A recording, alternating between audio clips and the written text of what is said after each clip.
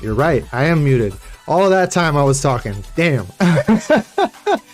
Welcome to the stream, everybody. But this is exactly why we did this, because we wanted to see what mistakes were going to be made out of the gate, and we can fix them for the next time. Really excited to be here. Excited to see you all here. If anybody that's in the chat, by all means, please say something so we can give you a shout out. I'm joined tonight with my co-host KP. My name's Baylet. Most people call me Coop, which is totally fine. Anything works. KP, why don't you introduce yourself, man? Yeah, I'm KP. I've been in the games industry for about 10 years.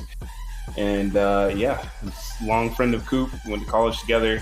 And I'm excited to be doing this this stream with you.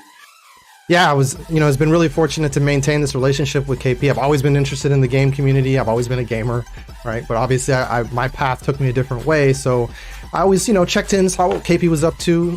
He's one of the 2% of Black people in the gaming industry. So it kind of made sense for me to kind of see, hey, what's going on with that? That's actually our next topic coming up on Thursday. So please join us for that. Definitely do not forget to subscribe, follow, like if you like the content. It's really important for us to grow, to build a community. That's really the main purpose here. So I go by Baylet. He can call me Coop. Either way works.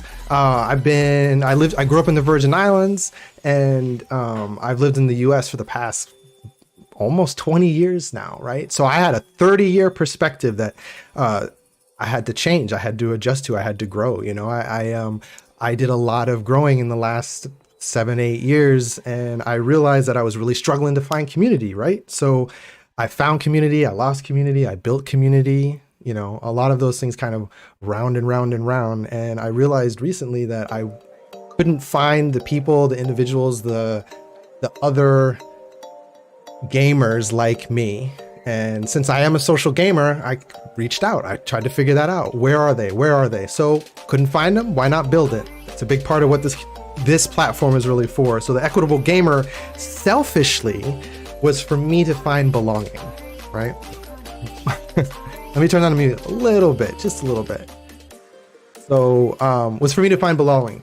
However, selflessly, I am interested in how can we utilize this platform to create and grow within the gaming industry? As I said before, that 2% Black, that's a problem. That's a problem I see. That's a problem a lot of people see.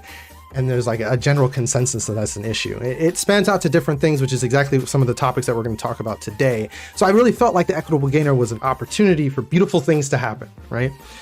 And to be unhindered by ideally systemic bullshit.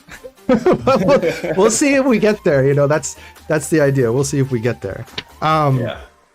So like just some, we grew up as millennials. We aren't tech natives, but we grew up in the gaming world. It's in our DNA, right? And as Black people, we were kind of on the fringe of that, to be a nerd in Black was to be white adjacent, right? So we kind of had to grow up dealing with that kind of stuff and feeling ostracized for, I don't know, enjoying a good game of D&D, Dungeons and Dragons and things like that. So those spaces really were foreign to a lot of Black communities. And a few people kind of came out, like I always think of Lupe Fiasco's Kick Push. I thought that was a big deal. Like I remember when that came out in college and I was just like, oh my God, all of a sudden skateboarding's okay. You know what I mean? Like it was like this huge, this blind, mind-blowing thing. And I think that's what we've seen. And the reason why I say that as like a millennial is I'm really actually envious of this Gen Z kind of mindset. It's so fluid. It's like, it's unfair. Yeah, it's so open now. It's just like, okay, you can do really whatever, and there's a group for it, right? And it's not just kind of like, oh, it's like they try to define you so early on, and so it's like now it's like, okay, you can just do whatever interests you, and it's generally accepted, and I really like that. Yeah, absolutely. I mean, I have a lot of friends in the Gen Z because when I was working back home in the Virgin Islands, my muse was actually Gen Z. So like she kind of gave me some insight into that. And it's just been kind of wild watching her, grow. And she was in, I mean, obviously before the pandemic, the pandemic kind of threw everything for a loop. But hey, like if you're in the chat, by all means, say something so we can call you out. Hey, I saw Matt. Thanks so much for showing up, man. I really appreciate you coming here. That's a friend of mine from like back in the day, back Oh, in the yeah. day. Yeah. No, I'm really excited that you're here. I'm so excited that you joined us. By all means, like, how are you doing, man? Like, talk to me if you're still there. How was your day? You know, on a scale of 1 to 10, how are you doing? How about that? That makes things easy. So as a side note to this growth and this idea that I had, I just wanted to say, if you've ever thought about therapy, you should get therapy. Everybody should get therapy, actually, but it's just funny when I think about it, because I'm just like, you can really work out some serious stuff, right? Yeah. So Yeah, definitely. yeah, I think Yeah. Kevin and I were talking about that the other day, and you were talking about it. Yeah, because like last year, when all the coronavirus stuff started, I was just like, man, this is like being cooped up in your house like 24/7. It's just, it wears on you, and then you start to realize a bunch of things, and you're like, I need to talk about this stuff with somebody. And so that was kind of the beginning for me. I was just like, all right, I definitely need to go to therapy. And so I ended up signing up with Talkspace, which is because I didn't want to like, I didn't feel comfortable like just like talking to someone like on the phone or through video chat. And so I was like, okay, it's text based, so I get to kind of just write out what I'm feeling throughout the day, and then I send it, and then they'll take that and respond back. And I've never heard of that. Yeah, it was really cool because it's like you can kind of collect your thoughts and everything, and then send it off, and then you get this really useful information back. They sit there and talk with you and kind of work out things, and you just kind of figure out, you start unpacking a lot of stuff. Absolutely. So Absolutely. We all got trauma. Really cool. Yeah. We all got trauma. Yeah. No, it's funny. I'm very fortunate that I'm able to see my therapist in person. So it's definitely nice having that one-on-one, but obviously not everybody has that opportunity. God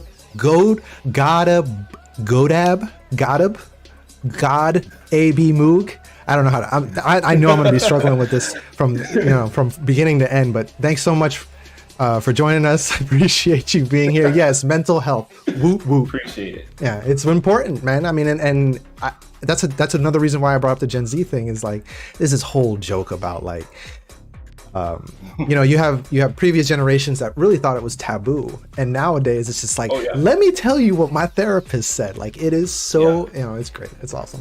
Yo, hey Elvis, appreciate you being here, buddy. Yeah, I appreciate that it's being normalized now, because like growing up, it was just like, oh, that person's crazy. Oh, they got to go see a shrink or something like that. And it's like, oh, something's wrong with their brain. And, it was just seen as like something bad, like something you should avoid, because, people are going to talk about you a certain way.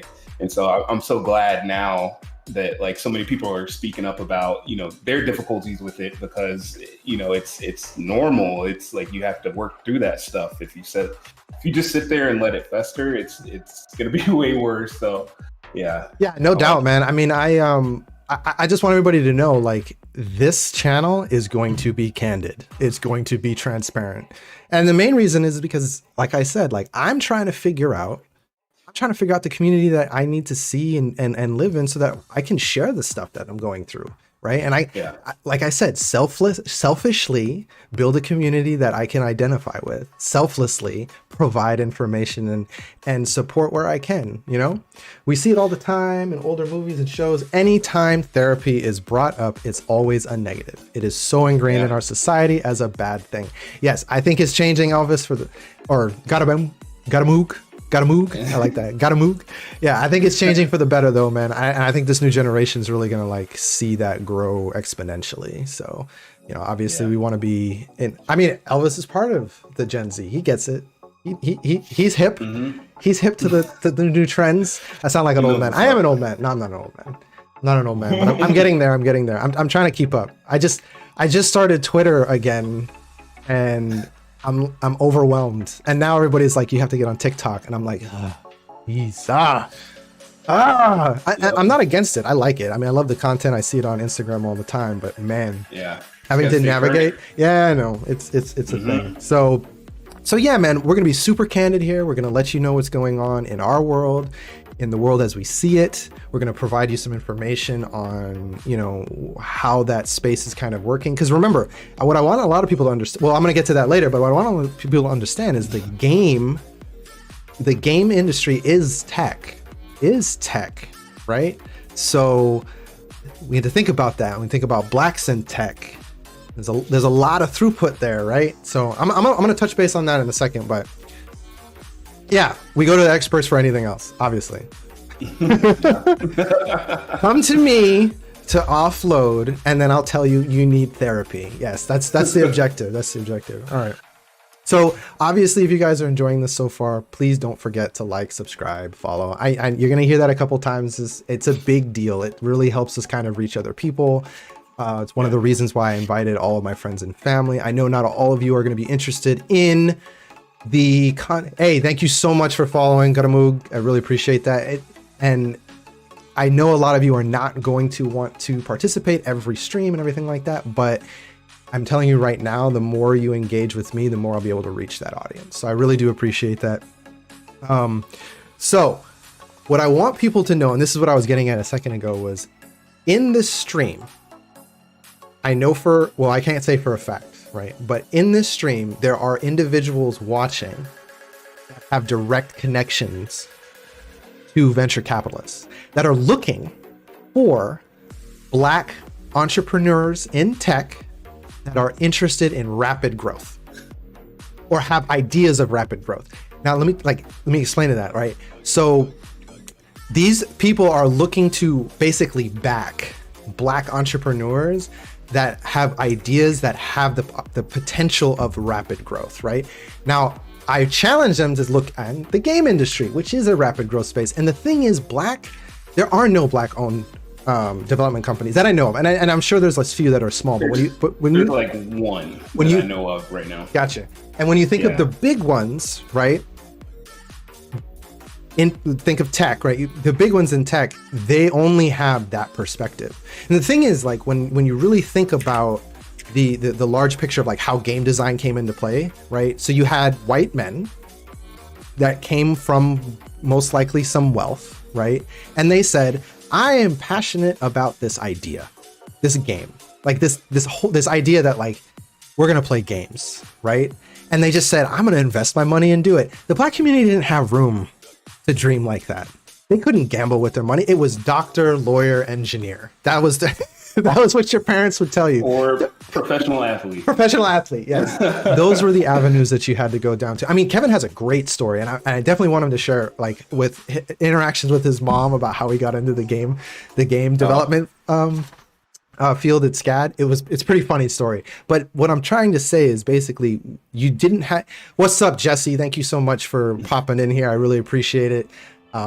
Thank you so much. If you like the content, like, follow, subscribe. What I was saying was basically you had a group of individuals, predominantly white men. I think it was only white men, honestly. And they said, we're going to build this system. We're going to build this game, right? I mean, when you think of Blizzard, Gearbox, even the company you worked for, Kev, like Hi-Rez, like it was a guy who had money and said, hey, I'm going to mess around and do this. And it didn't work at first, right? They had to fail many times to make it work, but they had the capital to make it happen.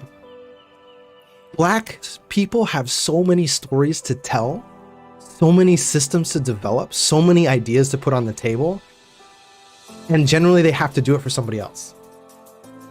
There's so much opportunity in this space. There's so much opportunity in this space for rapid growth, for exponential growth, for an audience that is hungry for that content.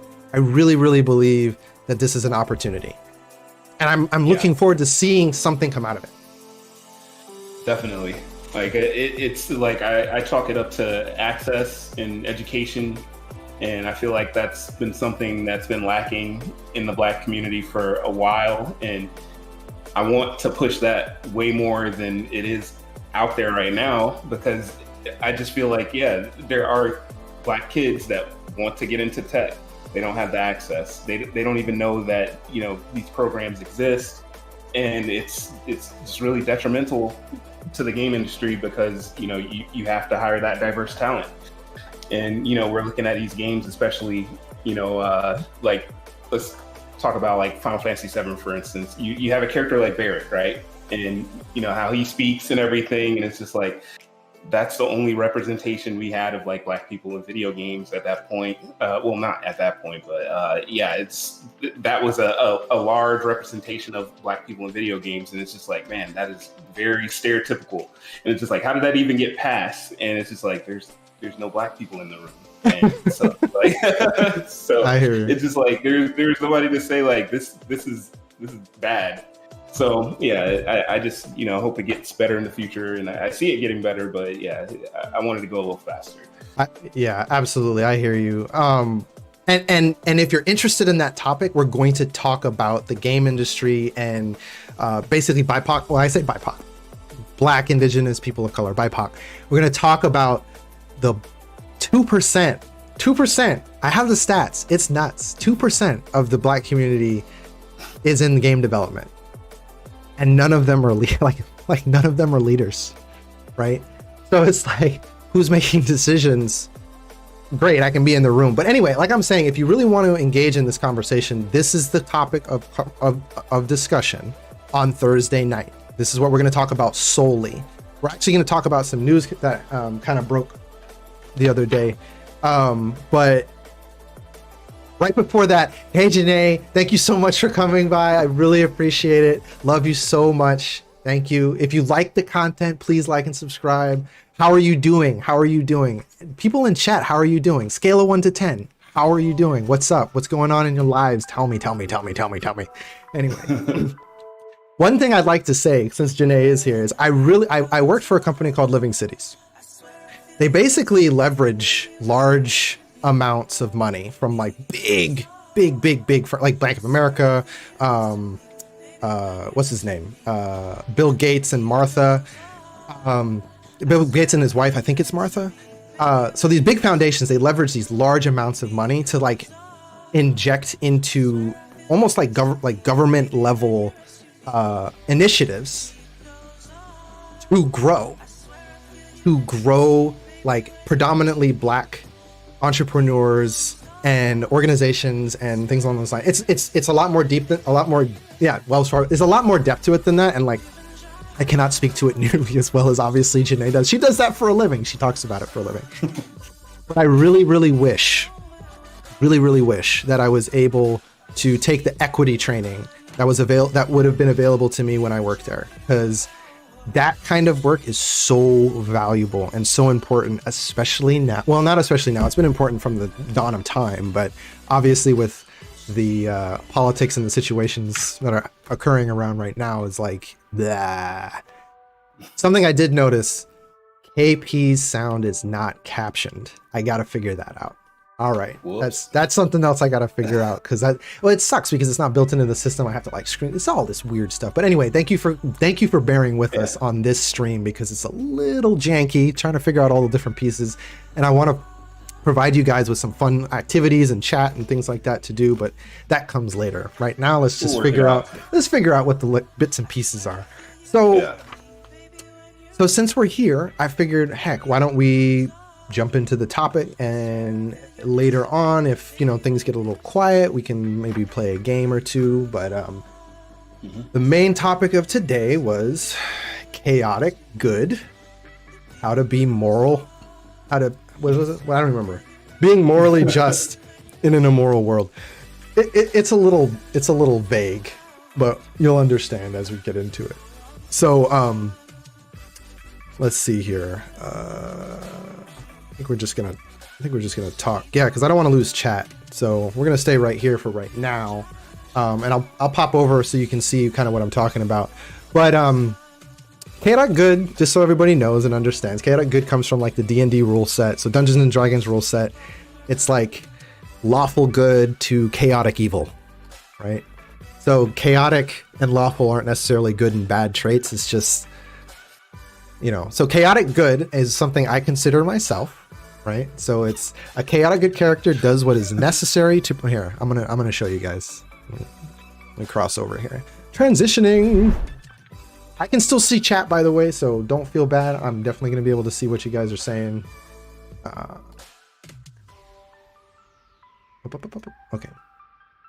All right. So chaotic good. A chaotic good character does what is necessary to bring about change for the better, disdains bureaucratic organizations that get in the way of social improvement, and places a high value on personal freedom, not only for oneself, but for others as well. Chaotic good characters usually intend to do the right thing, but their methods are generally disorganized and often out of sync with the rest of society. This is me to a T, by the way. So examples of this alignment include, I am not familiar with the different types of dragons sets, but copper dragons, many elves, and unicorns. Yes, that's me. That is me to a T, right? The reason why I have that as the title is because I think it's really important that we, and the reason why I don't like lawful isn't, right for me, is because lawful is like society set. This is the law. This is what you follow. You're not allowed to prescribe to any other ideas than what society has set forth before you, which I think puts you in a weird spot. That's my opinion, right? So, but that's the argument. That's the argument. But the main topic of today has been the fact that I have witnessed, having just entered into this space, a really shitty situation that has been occurring for a very long time, right? So obviously we understand that the internet is a place of anonymity. And with anonymity comes boldness and brazenness among people that typically wouldn't say the shit they say in person, right? Yep. So upon deciding to start this channel, I knew I was going to be probably inundated with, at some point, like obviously not right now, nobody even knows I exist, but at some point people were going to say, hey, I don't like the way you think. You can't talk that way. Or just straight up hate, just hate, right? So when I started engaging on Twitch and actually following some content creators and seeing what was going on and things like that, it was immediate, absolutely immediate. So the very first thing that happened was with the January 6th, what are we calling that? Raid? With the January... The insurrection? The coup attempt? Yeah, the coup. Whatever the hell happened on the 6th, right? When that happened, and you guys have to, I mean, obviously there's a lot of you in here that don't understand the intricacies in like Twitch channel and all that kind of stuff, but basically understand that there is an emoticon of this guy making this face, and it's called PogChamp. It's basically you post it when someone has done something awesome, right? Something crazy or wild, right? This guy posts basically a support of the insurrection in no short words, right? Obviously there's some other details there, but he basically showed support for the coup, and the community immediately asked for it to be banned, right? This is just backstory. This is backstory, right? This isn't the really important part, right? Yo, thank you so much for the sub, John. Really appreciate you coming out tonight. Really appreciate you. Yeah, man. Dude, say something in chat. How you been, man? Yeah. I see Mike in here. I see Q. I see Becca. What's up, y'all? Oh, man, don't come to the stream. Do not forget to chat. Let me know what's going on. Talk to me. So, you're looking respectfully. I am looking. I appreciate it. I appreciate it. Carelessly. Thanks so much. Thanks so much, guys. And girls. The girls, yeah. I mean, yeah, obviously. So this is the thing, right? Growth. I want you all to understand, like, I'm growing too. Like, I'm dealing with, and I'm learning, how I can be misogynistic, how I can be prejudiced, and the ignorance that I carry with me. Hence the whole, like, hey, get therapy, right? We all have trauma. We're all dealing with it. Get therapy. Work through it. Figure out how to grow, right? This is really important on this channel. This is the community we want to build. So anyway, this guy gets removed from, yo, what's up, Kelly? Thank you so much for coming. Appreciate you being here. Hey. So basically Twitch removed the emoticon and decided, hey, let's transition it every day. So every day we're going to give a new PogChamp picture. So every day a new person will be PogChamp. And it's usually somebody being like, you know, like something like that, something fun and like, and you basically post it when something crazy happens. So this is where shit hits fan. It's going well. Great idea. Everyone believes it's a great idea. No matter what race, creed, religion you are, everyone thought, awesome idea. Rotate PogChamp. Gets content creators exposure. Awesome idea. However, what ends up happening, I'm doing like ads and I don't mean to. Oops. Nah, it's fine. They're making money, whatever. So what ends up happening is when you have content creators from marginalized communities, so it's not just BIPOC, it's also like LGBTQIA plus, right? Whenever they become PogChamp, it doesn't go very well. Basically, Yep. the PogChamp emoticon becomes a racial slur. They start getting inundated with like messages and stuff. This guy, Critical Bard, he's a really big content creator. He's very popular. He's basically talking about the situation he was in when he became PogChamp. So what he's saying too right now is like, basically he was like, the day was supposed to be about excitement and ended with anxiety and like panic attacks. And like, he had to deal with that for days.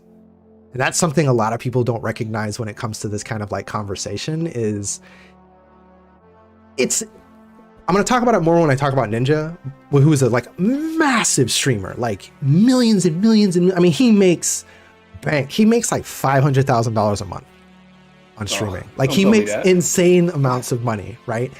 I'm going to talk about that in a minute. But what I'm saying is like, when you have hate, like unmitigated, like unmoderated, this is the problem that I'm getting to here, right? It's not that people are going to be on the platform that hate. It's going to be the fact that these organizations, these platforms don't do enough to protect their marginalized community, right?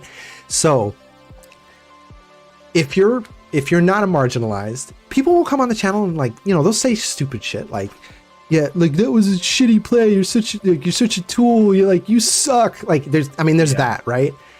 Yeah. What people don't, I'm sorry, Kevin, I'm going to let you talk, but No, you did.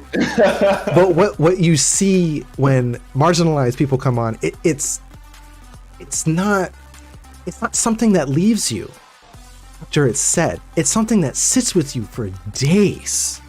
Yeah. I'm still thinking about conversations I've had with white counterparts about like things that really were like difficult to discuss. I still think about them today, years later. People don't recognize how deep rooted these things can be. I'm gonna say it. Calling someone a nigger, I guarantee everyone in this chat, they're bristled. Everyone in this chat, hair stood up on end. That word carries so much weight. When you call somebody that, they live with that for days. And the shitty part is like, they can just do that and then dip. Like, and you'll be thinking about it and it's just like, wow, that like, they just did so much damage. And I swear, like, I remember especially like being a gamer, especially on PC, playing like Counter-Strike years ago. And it's like, as soon as you get on the microphone and they're just like, oh, are you black? And it's just like the immediate. And so it's like, you know, like, especially gaming online at an early age, you know, you have to kind of develop this thick skin, or else you're just going to get consumed by it. And it's so bad because it's like, that's still within the gaming culture today. Like, you know, people try to, you know, tilt people and get them, you know, to play off their game. But like, there's still this like really racial undertone to some of it. And it's like, as soon as you get on the microphone, like even I was playing Valorant the other day, and as soon as I get on the mic, and I say something, you know, because it's a game about communication. And so you have to talk to your team. And so I'm talking, and then this guy, he's like, oh, are you black? And then immediately I was just like, yeah, I am. Is there a problem? Like, it's like, you have to nip it in the bud, because it's just, man, like people, it's just so rampant. And I don't know what the solution is. And I feel like it's a bunch of different problems, but yeah, this is definitely one of them.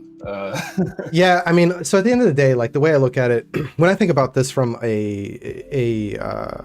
obviously I don't have all the answers, but I'm just thinking through some of the details, right? When I think about these platforms, they're just like social media, right? So a lot of people say, well, one second. So Janae said, people use it to incite harm. I'm down for calling them the same thing. I try not to let it impact me because that's what they are intending. It's sad that people want to purposely harm you. No, completely agree. That's a situation. Honestly, that's the story that I'm hoping Kevin will actually tell. Is that situation in Seattle? Well, we'll get. We might, wrap around to that. But basically, Kev was called a nigger in chat, and we were just playing, and he. And this is the thing. I'm going to talk about this too with Naga Oryx, who's a content creator, because she dealt with it from a misogynistic standpoint, right? You break. There's a moment where you just can't take it anymore, right? And I saw it happen. And like the thing is, like, it was hilarious at the time, but thinking back on it, like, that's trauma. It was trauma, right?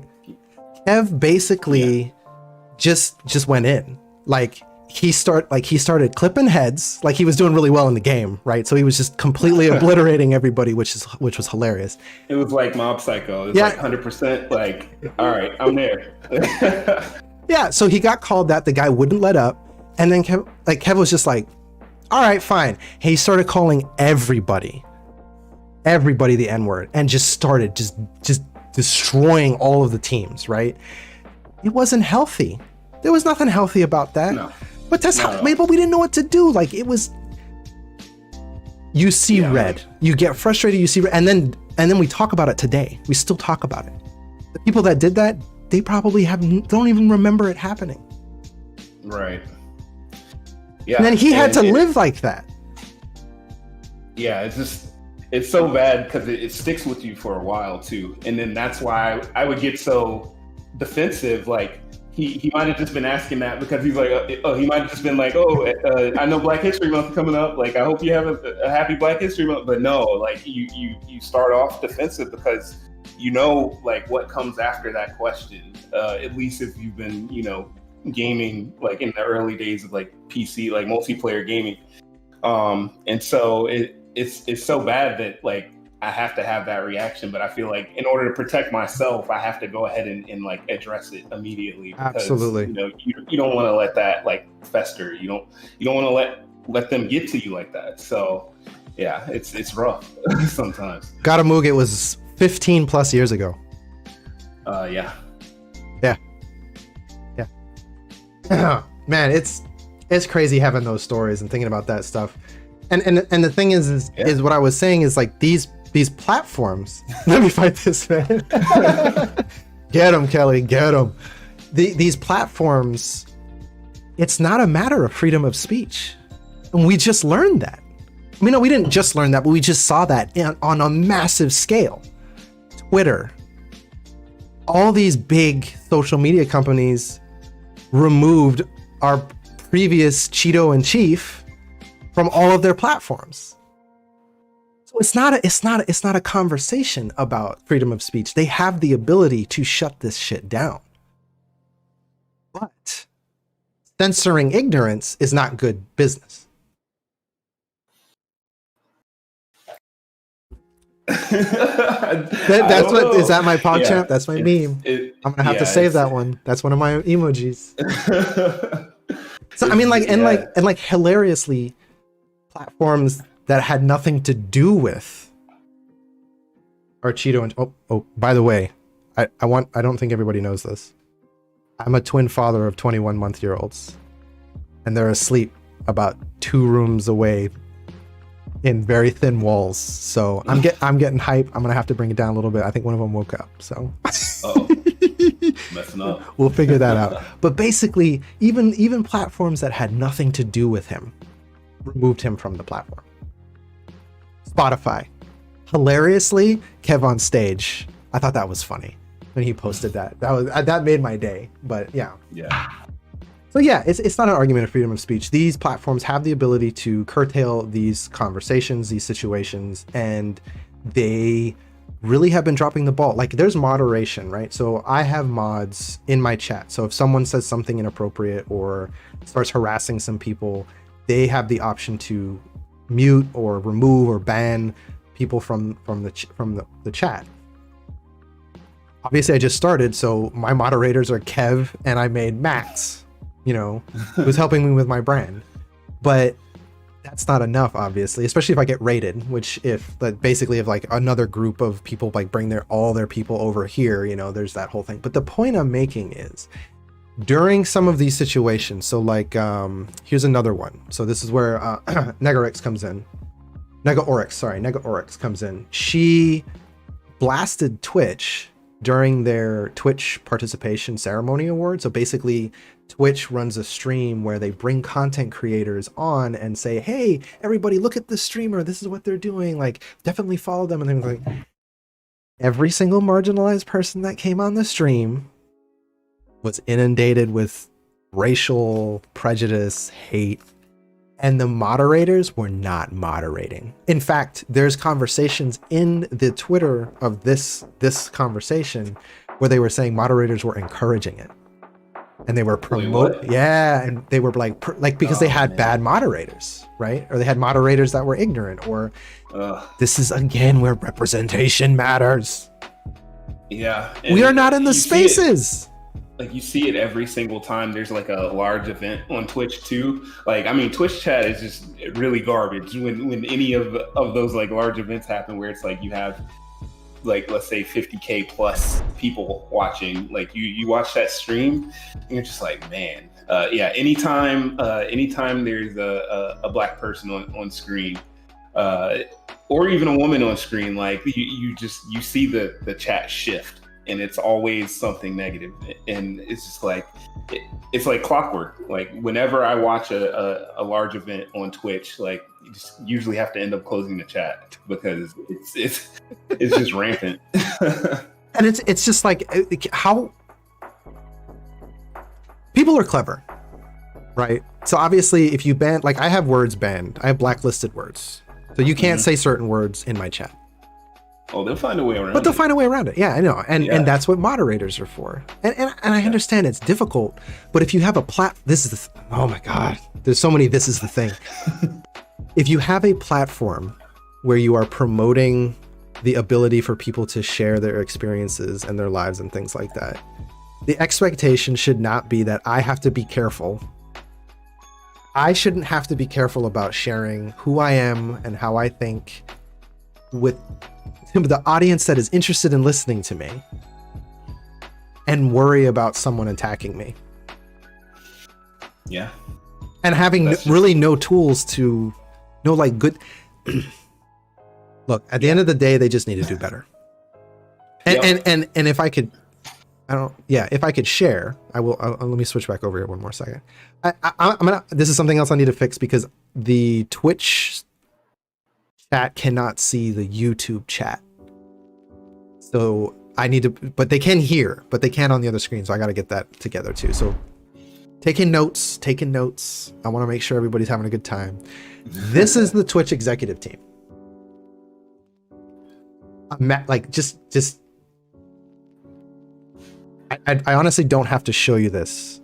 There's like no reason because you already like binoculars. Here's a person of color maybe, but like there's difficulty there. There's difficulty around saying like, oh, we have like Asian population in the group. We have Indian. Well, Indian are technically Asian, right? Population in the group. African American. I want to be clear. Like, I will stand on this till the day I die. There is a difference between everyone in the diaspora. I had a perspective growing up that's very different from Black Americans. And I had to learn that when I got to America, right? This is my growth. My therapist was saying the other day, he's like, you've gone through like 3 or 4 major transitions. 3 or 4 major transitions in the past like 5 years. He's like, that's a lot. That's a lot. Over here, digivolving. Digivolve, yeah, absolutely. Powering up, buddy. Powering up. This is reality. Twitch is a bunch of white people. Yeah. So like, of course they're not gonna like really care. Look at this. Who ranks Twitch's executive team the lowest? Ethnicities. Other. Lower than 50%. I mean, yeah, shocker. Yeah. So it's not honestly, Jesse, it's not just that they blend in. So Jesse said they blend into the background when I was talking about like, I'm assuming you were talking about when I was talking about the different BIPOC individuals within the organizations. It's not that just they blend into the background. They're not promoting Black lives. I don't know how to better explain that, but a majority of them in that space don't have the perspective that Black people are dealing with in America, right? They're not allies. Let's put it that way. So like, you can't lump minorities in together. It just doesn't function that way, right? It's not like the minorities are all saying, hey, we need, like they say in like the year 2055, more than 50% of the population will be minority, which means the white population will be the minority, which is not true. I think I said minority twice, but basically minorities will be the majority and white will be the minority.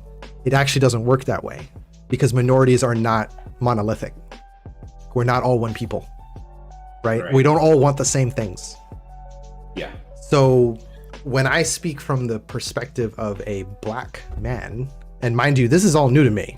Like I've only just become a Black man. Jesus. I mean, like to be completely candid, it's really true. Like that perspective, that is all very new to me.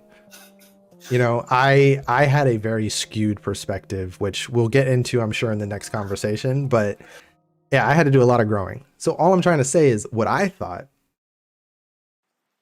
did not help the Black community in America. So when I see 2% of the population is Black in the game development game development industry, I'm like, yeah, no, that just makes sense.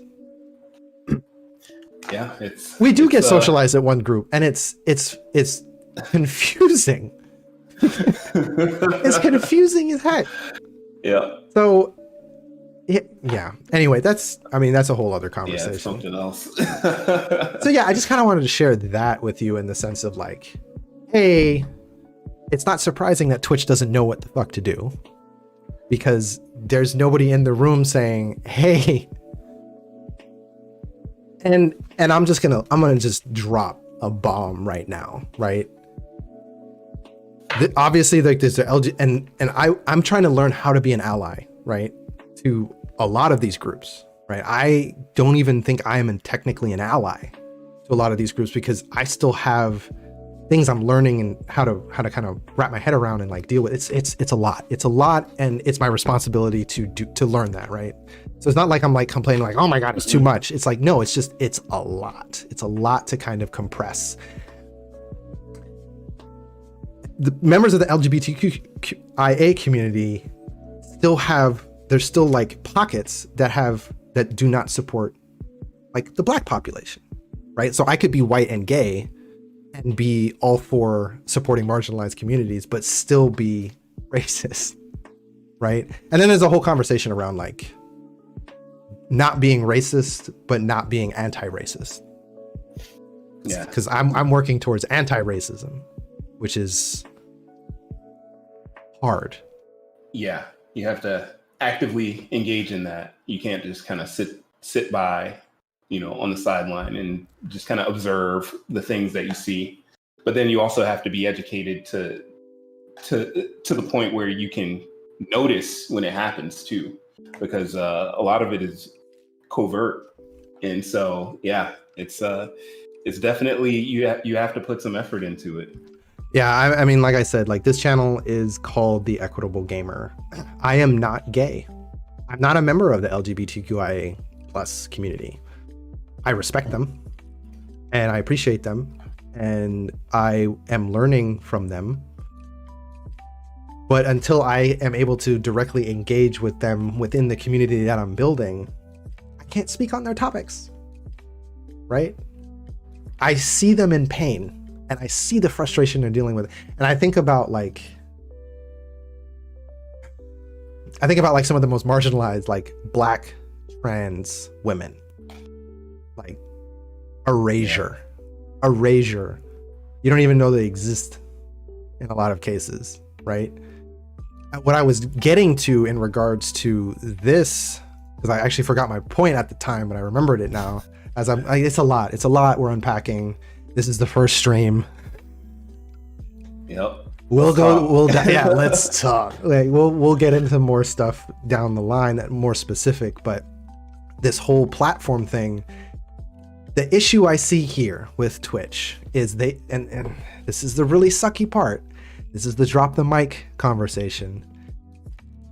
All they need, well, no, not all they need, is the movement is built on the backs of Black women. Yeah. Now, you see it all the time. In every space. Yeah. Regardless of them fully benefiting from it. Yep. It doesn't make any sense. The next Black woman you see, say, I appreciate you, because they're tired. All of them. Yeah. They're all tired. They're all tired. I look at this list, and I'm just like, they need... No, because I can't say that, because this would be inappropriate. If I said they need a Black woman, then it would be her responsibility to educate all these fucking people about racism, which is not their job. It's not their job. I was very fortunate that I was educated by a Black woman. She happened to be my wife. I don't know how she's with me. I don't even know how I was able to marry this woman. The amount of ignorance and stupid shit that I was living like through in my head that she had to like kind of change my perspective on is ludicrous, to think that I have two beautiful little girls, and our marriage is tough. I'll tell you right now, like my marriage is going through a rough spot. It happens, right? It requires growth. And I can't expect her to teach me. I can't expect her to be the one to educate me on this stuff. Another selfish reason why I'm building this community. Someone teach me. Someone help me. Teach me. Anyway, no. But yeah, the point I'm making is these spaces need more diversity. And man, I really want to get into this, but I'm going to leave it. I'm going to leave it on the table. I'm going to leave it on the table for the next talk, because there's actually been some news out recently about a major game development company saying, we're struggling to find diversity. If we focused on that, it would make things harder. Oh my God, that conversation drives me crazy. We hire the best available. You're not looking. You're not looking in the places where they're available.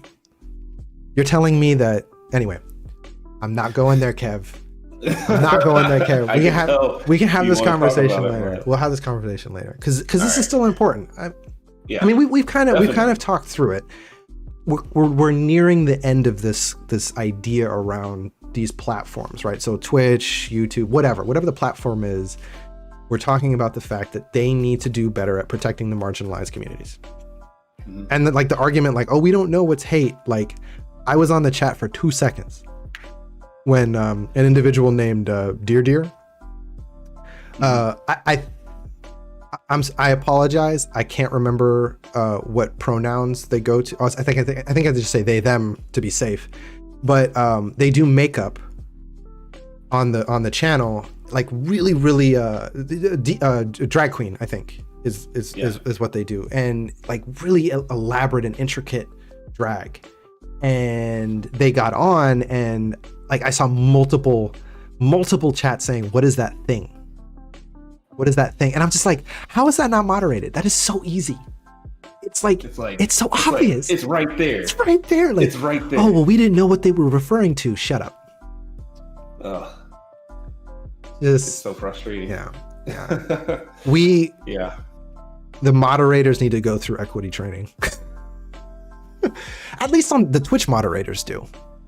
Yeah. Like, I'm not saying like you need to put your moderators through equity training. I mean, they should. Everyone should go through equity training.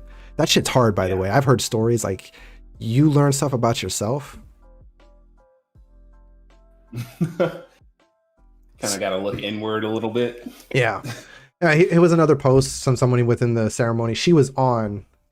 There are mod bots, and we can. All right, later, Elvis. Thanks, man. I appreciate you coming through. Appreciate you coming through. Yeah, man. Maybe Thursday. Talk to you later. Yeah. Yeah, there are mod bots. I don't know if there are on YouTube. I haven't seen whether or not there are. They're built into the system that I'm actually using to stream this to multiple platforms. But people are clever, so they can still get past some of those systems, and I think that's where we have to start questioning what are we doing with the platform, and how literally just taking a stand, man. It's like, take a stand, just say, hey, we're not for it, and we're gonna just, I mean, if we see it, we're gonna ban you, like straight up, like hard line. But like I said, it's censoring the ignorant is bad business. Like, they create drama, they post a lot, blah blah blah blah blah blah blah blah. Yeah, you get the idea. And that'll affect their bottom line. Yeah. Yep. So yeah, I mean, by the way, like, those of you who stuck around, like, if you're really enjoying the content, please like, follow, subscribe. It's really gonna help us grow, get more people involved in this chat. If you're on the chat and you have some thoughts or questions, please engage. We're interested in talking with you all. That's why we have the chat. That's why we're interested in seeing the chat. You know, I want to answer questions. It helps us kind of keep from making dead air. Yeah. Like, chances of that happening are pretty slim because I am a talker. I might have to drink some water on occasion though. So Yeah, I got my big appreciate bottle. you guys coming through and tuning in. It's been cool. Yeah, KP was like, Need some water too. KP was like, you're doing what? Oh, I don't know if I have time. I got like a million things that's going on. And I agree. Like, he's got his life. He's got the game out, like the things he's developing outside of work, you know, which are twofold, which I want you to talk about the what you're putting together, the classroom thing. So whatever you can talk about with that, I want you to share with that. Right after I finish, we bring up this whole ninja conversation. Actually, I don't think I can talk about it just at yet, all. Though, like, not at all. You can't even like. Oh, well, I can plug the organization. Okay. But, yeah, whatever you can say. Like, feel comfortable. Like obviously, don't do anything you want to do. Yeah. So, yeah. Thank you, Matt. Really appreciate it. I'm just gonna try to get better. I'm just gonna try to give you guys some more stuff to have fun with as we're talking and going through this stuff. And I know KP has like soundboard and stuff, so we might mess around with that too and things like that. So I was getting the Wakanda drums. I wanted the Wakanda drums to come in when we have like a cool moment. So so yeah, he was another content creator that actually was on the ceremony. She was highlighted on the ceremony, and she was inundated with bullshit when she made the inkling of saying support Black Lives Matter. Just the inkling. Just like, hey, maybe you could support. I don't know if you guys heard, by the way, Black Lives Matter was nominated for a Nobel Peace Prize, which is very interesting because there's a lot of like interesting contention around the organization. And I don't know. Maybe it's just like I try to stay privy to both sides. You know, I'm not a newscaster. I'm not like, you know, I don't have to be impartial. But I do try to pay attention to what other people are saying on the other side of the coin to a degree, because it's taxing. Oh yeah. Yeah. So yeah, this is what Nega Oryx brought up in Twitter. That blew up. That shit blew up. Another situation with her blew up where, this dude in chat said, "Hey, what color is your thong?" And he proceeded, look it up. This is her name, right? You see her name. I'll put it in chat. No, I can't put it in chat. Someone else put it in chat. Nega Oryx. Look her up. He blasted this dude. Like, she went on like a 4 to 5 minute, like no hiccups. And the thing is, that's really frustrating about that a lot of people don't recognize in that situation. He had that prepped for from years of dealing with that shit. Like, she literally said it. Sometimes I just can't let it slide. And the thing is, like, people were telling us like, oh, he won because he got under your skin. And I was just like, yo, she's probably been holding that in for months. Yeah. Not a single stutter. Yes, Sean, not a single stutter. She just went in. I really encourage you to go see it if you haven't seen it. It is amazing, amazing broadcast. And it will make you reconsider what it is to be a man. So, last part of this conversation. Okay, with all these big platforms and all these people on them and all these conversations happening and everything that's going on, right? And let me know if the music is coming through well, if the levels are right. Obviously, I can bring it up a little bit or lower it. I brought the vibes down a little bit, threw some lo-fi on there. Get us a little more chill. I'm never chill, but you get the idea. So, Ninja. Yep. That guy. Can I say it? I was like, this motherfucker. That's what I... Yep. Look. He's super popular, I get it. He's done enough. Like, I don't know if he's grown enough. Like I get it. Like, I could have been him. I may have been him. Like, in my 20s. I may have easily have been him in my 20s. And he's 29. So I hope he has the opportunity to grow. But I mean, he's like stupid rich now. So like, he really does. He could literally give a fuck. Right? Yeah. This article basically talks about his live streaming career, right? And he brings up some topics and things like that. And what got the community kind of up in arms about it was his conversation around his channel, like how people behave in his channel, right? So he's been known to say some stupid shit, right? Not necessarily like anything racial. I don't even know if he said anything like straight up racially charged. Well, maybe, no, racially charged, sure, but I don't know if he said like slurs in his stream. Maybe I'm wrong. Yeah. Kevin, you might know. I think there was like a slip up at one point. Yeah, you're right. He was like singing some lyrics or something like that. That's what it was. He was singing rap lyrics, like, and he said it. Right. And he got kind of hit with that, and we all understand that conversation. But he's talking about a few different things where I just kind of like, my eye twitches a little bit. So like, he's talking about the interviewer was talking about like, like, what's it like having to sit down for hours and hours and hours? And he's just like, I don't listen to what people say, but like, honestly, when they say you suck 20 times in chat, it has a tendency to like dig into you, right? This goes back to the conversation I was having earlier. I was like, you don't have to say nigger 20 times. You say it once. Once. And my day is fucked up. Yep. And that's the power of that type of hate, right? And that's when you have to start realizing, like, when we start talking about privilege, right? So I consider myself very privileged. I'm not white. I've definitely been white adjacent for a long time, but I'm not white, but I have an extreme amount of privilege, right? And people always go back to economics when it's like, well, white homeless man, he's not privileged. I was just like, okay, we're not going to go into this too deep either. But what I'm just simply saying, like, when we talk about privilege, there's a lot of caveats to privilege, right? Two of the same people exist. They have vastly different backgrounds, but they have the same education. They talk the same.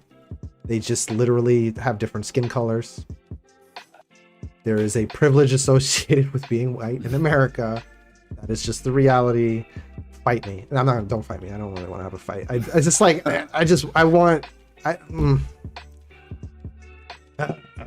anyway, Thank you so much, Matt. Appreciate the subscription. Hope to see you on Thursday. We're going to dig into some of the more industry focused stuff. Have a good night, man. Take it easy.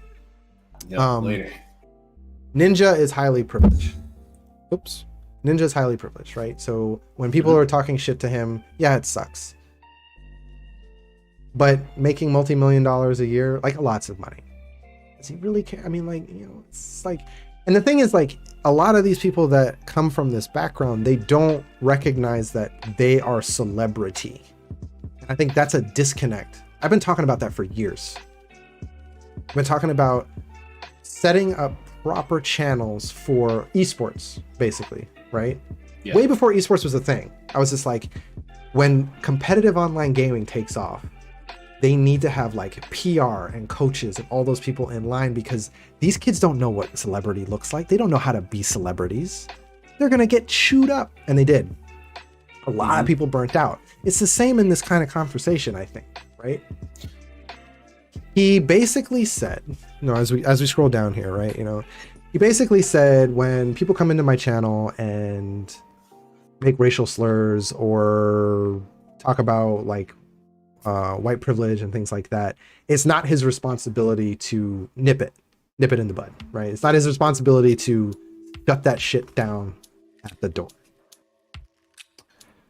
Which basically the entire marginalized community was like, we call bullshit on that. Yeah. He said it's parents' responsibility. I do not deny that parents have a responsibility for what their kids are consuming. But if you do not stand for, I basically made a tweet. I was just like, listen, if I was in an interview, I would say, are you a racist? To Ninja, are you a racist? No. Do you promote racism? None of that matters if you can't write music well. Then why do you allow racists to be in your channel? Well, if you say it is not your responsibility, I'm going to punch you in the head. Because it's your platform. It is your chat. It is your responsibility to the community that you have, that people feel safe to be who they are. If someone came into this chat right now and started spewing hate, if I didn't remove them, everybody else would be like, I don't know if I want to stay on this channel. I can't stand looking at the chat. It's really, I could be like, hey, just turn the chat off. That does nothing. And that kind of loops back around and to it destroys the community. It takes work to be anti-racist. Yes. You have to put in the effort. Ninja, I do not believe is racist. I can say that somewhat affirmatively, right? I don't think he's racist. Yeah. Maybe he is. I don't know. But he definitely is an anti-racist, right? He's not going. Okay, here's the thing. I wrote it down. Where the heck is it? I think I wrote it down for like another conversation. To be anti-racist requires sacrifice, and that is something people are not willing to give up. It requires you to go out of your way. I keep hitting my mic, sorry. It requires you to go out of your way to make effort into learning about cultures, because like I don't know anything about the Chinese culture. I learned a lot when I was in school because I had to work with people from China. And when I decided to do something, they were like, no, that's like taboo. And I was like, oh, I didn't know that. You know, let's adjust. Because I'm not really talking about video game music. I'm just talking You get the point. Music. Yeah. It's really unfortunate because he has a massive platform, and you know, when it kind of ties all the stuff that we were talking about earlier, you know, with like me getting on comms and stuff like that, that this whole sort of community and industry is kind of steeped in that stuff, and it's been there for a long time. And so the only way you combat that is with these communities that you're building. You have to attack that head on. You can't just kind of like dance around it, because it's gonna sit there and it's gonna grow, and it has some deep roots in gaming. Like it just does. And so it just kind of seeing that response, I'm really disappointed in it. And you know, especially with him being such a large creator, yeah, that definitely doesn't do anything to push the industry forward. Here's As a far as great, like, I was gonna say, here's a great soundbite. And it's something that I've been learning and talking about recently is, if it's not your responsibility, whose is it? And then his argument was his parents. And I'm like, yeah, but parents aren't in charge of the chat. They're just in charge of what people can see. I can pull my kid away from the chat, but people are still saying it in chat. So it still exists. And I mean, you're talking about the industry. It exists in the industry now. That's the point. yeah. It's occurring. And I know they're talking about kids, but not all of them are children. So it's just like, And what if their parents are racist? I mean, yeah. My legs are sweating. Getting real sweaty. Sweaty, yeah. Yeah. What I was gonna say about in response to what you were saying is like, yes, he's got a huge platform. It's just he makes so much money. I'm just sitting here like, his idea, like this is okay. Perfect example of the difference between being not racist and anti-racist. He's not racist because he donates a ton of money to like the Black Lives Matter and NAACP. Great. He's not anti-racist because he's not doing anything. He's just like, here's money. He's like, oh, I make a lot of money. Here's the money. As if he is a white man with a huge following. It would be more valuable. Yo, hey, what's up? Digital Artcast. What's up, man? You, I don't know who you are. I appreciate you being here. It is, what I was saying was basically, it would be more valuable for him to come out and literally say, like, I'm against this. This is not cool. I'm gonna call you, like putting himself on the block instead of just throwing money at it. That is where the sacrifice comes in. That is where the value comes in. That is where the removal of performative action comes in. And a lot of people like him, with the platform he has and the money he's making, are unwilling to make that sacrifice. Yeah. It's unfortunate. Oh yeah, that is Gordon. What up, dude? Hey, what's up, Gordon? Oh, nice. That's awesome, my dude. Yeah. Appreciate you checking out the stream, man. KP is awesome, man. That's great. That's great. Yeah. You definitely need to come to the Thursday cast then, because I would have loved to have your input on some of the stuff going on with that in your world. But yeah, no, I appreciate you showing up. Definitely like and follow, subscribe. Appreciate you all for being here. It's been great so far. The last thing we're going to talk about. So obviously, this was not specific to the things that were happening on Twitch. This is more like, here's a content creator that has one of the largest followings. Mm-hmm. It would be easy enough for him to just say, I'm against Black Lives Matter. Yeah. Right? More value there. Anyway, that's the point there, right? Last thing. So you noticed my thumbnail on, if you went to the YouTube, you noticed the thumbnail, or I posted it on a couple different places, of Krystina Arielle. So here's this beautiful black woman who is like blowing up in regards to like nerd fandom. She's like self-proclaimed nerd. She's huge in the Star Wars scene, and she landed Star Wars High Republic. Right, so they live cast the High Republic. It's basically talking about all the things that are happening in the Star Wars universe. She's the host. Super dope, really exciting. Let's see, when was it posted? June 5th in 2020. She posted this tweet. And because the High Republic was going live this year, recently, she got a ton of heat for this statement. Sorry, thought I heard a baby cry. I always watch that. She got a ton of heat for the statement she made, right? Obviously, things are taken out of context. This happened to Critical Bard, who's another black male content creator. Someone took like his statement around whites can't be racist. White. No, it's he was saying something in response because he said like Black Lives Matter. And then they were like, white lives matter. And he was like, no, that's what white it was. lives Don't not matter, right? Because the white lives aren't a thing. Yeah. Because it's like, you know, it's like you can have your heritage, you know, you can be European, Italians, whatever, yeah. But the only thing that we can get around, yeah. They took him basically saying white lives don't matter. So he showed the long clip that basically him explaining why white lives don't exist, like white lives don't matter because the concept of white lives doesn't exist, right? So it's you're Italian, you know, like that heritage thing. And then the Black Lives Matter conversation he was explaining is our blackness is the only thing we can get around because we were removed from any cultural relevance in our past lives. And this is a distinction that I try to make when it comes to like the diaspora, right?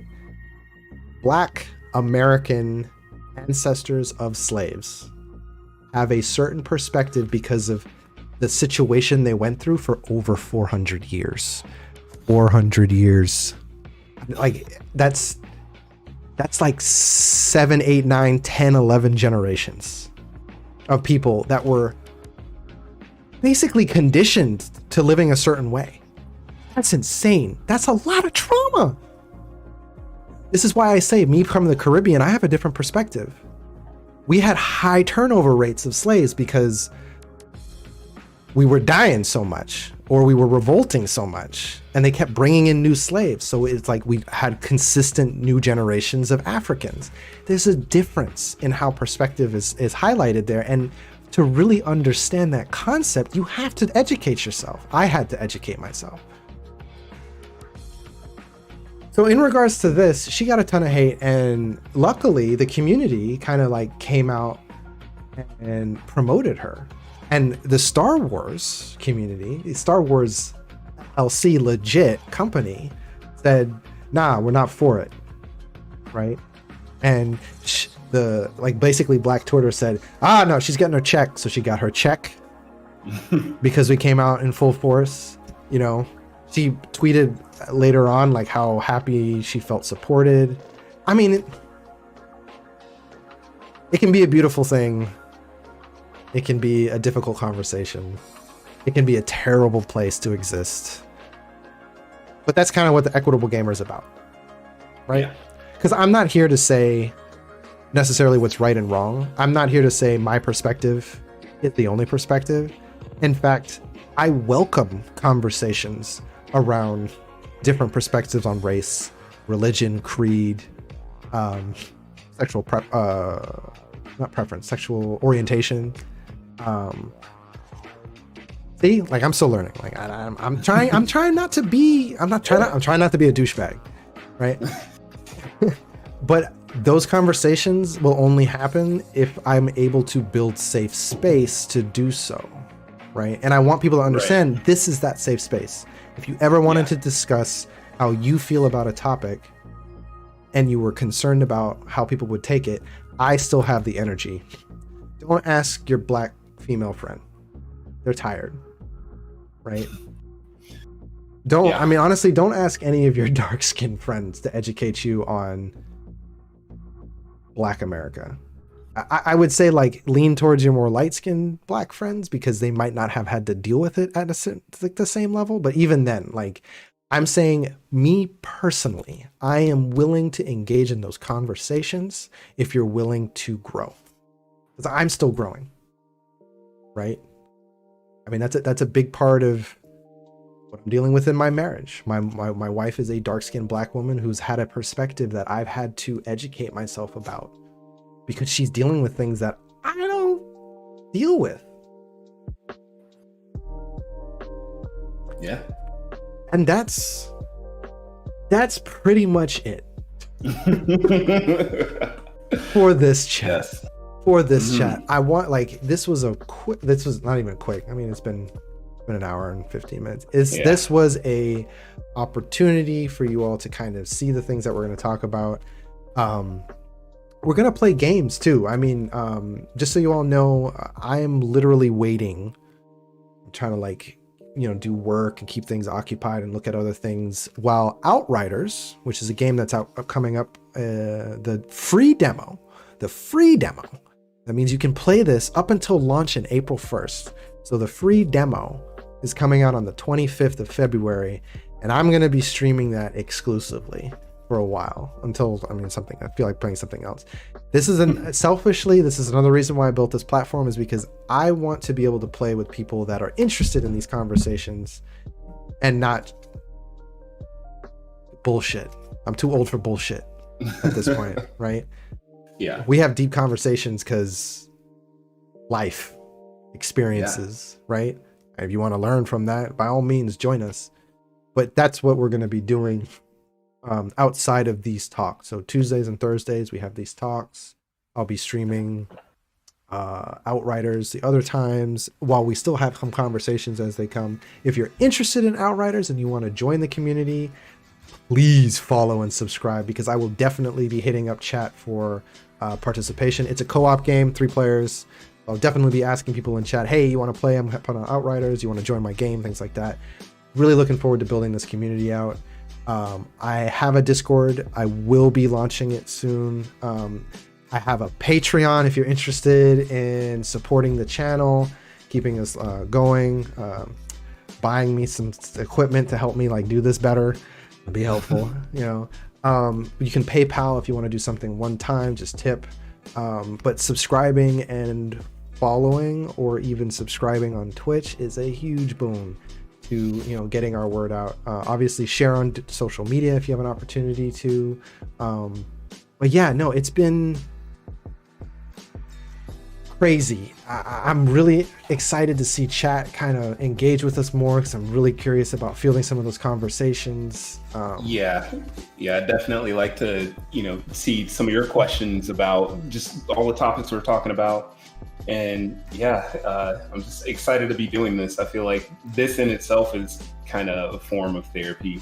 Just being able to talk about, you know, the stuff we deal with, and in a space where, you know, we're trying to create this space for people to talk about those subjects and not feel, you know, like they're going to get attacked for it or something like that. And so, yeah, I just appreciate you guys tuning in, really. All right. Well, that's pretty much it. Oh, thank you so much, Flynn. Really appreciate that. Yeah, making it look easy. I don't know if it's not easy. It's a lot of work. So good.